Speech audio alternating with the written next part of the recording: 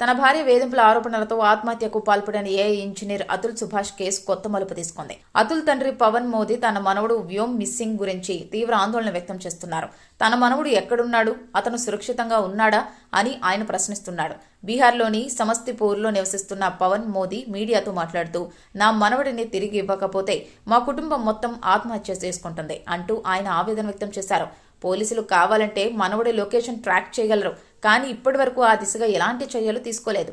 చట్టాన్ని ఉపయోగించి న్యాయం జరగాలి, కానీ ఈ కేసులో చట్టాన్ని మహిళల ద్వారా దుర్వినియోగం చేస్తున్నారు అంటూ విమర్శించారు. తన కుమారుడి ఆత్మహత్య కేసులో న్యాయం కోరుతూ సుప్రీంకోర్టును ఆశ్రయించిన పవన్ మోదీ కోర్టు చిన్నారి వ్యోమ ఆచూకీ తెలుసుకుని జనవరి 7లోగా కోర్టులో హాజరుపరచాలని ఉత్తరప్రదేశ్ సహా 3 రాష్ట్రాల డీజీపీలను ఆదేశించినప్పటికీ ఇప్పటి వరకు ఎటువంటి ఖచ్చితమైన చర్యలు చేపట్టలేదని ఆరోపించారు. అతుల్ సోదరుడు వికాస్ మాట్లాడుతూ, ఎఫ్ఐఆర్ నమోదు చేయడానికి చాలా కష్టాలు పడ్డామని, ప్రభుత్వం నుంచి ఎటువంటి మద్దతు అందలేదని వెల్లడించారు. 0 ఎఫ్ఐఆర్ నమోదు చేయడానికి కూడా జోక్యం అవసరమైంది. ఇన్ని రోజులు ఆలస్యం ఎందుకు అంటూ ప్రశ్నలు లేవనెత్తారు. తన మనవడిని సురక్షితంగా తిరిగి పొందడమే తన తుది కోరిక అని పవన్ మోదీ పేర్కొన్నారు. ప్రధాని రాష్ట్రపతులను వ్యక్తిగతంగా సంప్రదించేందుకు కూడా తాను సిద్ధమని చెప్పారు.